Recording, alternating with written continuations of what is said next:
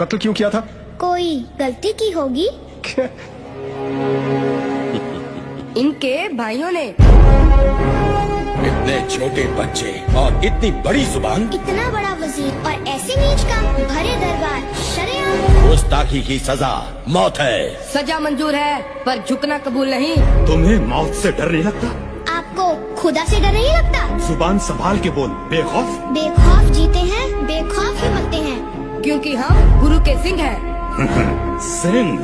हाँ, सही काम करने वाला बंदा सिंह होता है। किसी की आंसू पोंछकर उसे खुशी देने वाला बंदा सिंह है। कमजोर की ताकत बनने वाला बंदा सिंह है। इंसाफ के लिए जिंदगी दांव पर लगाने वाला बंदा सिंह है।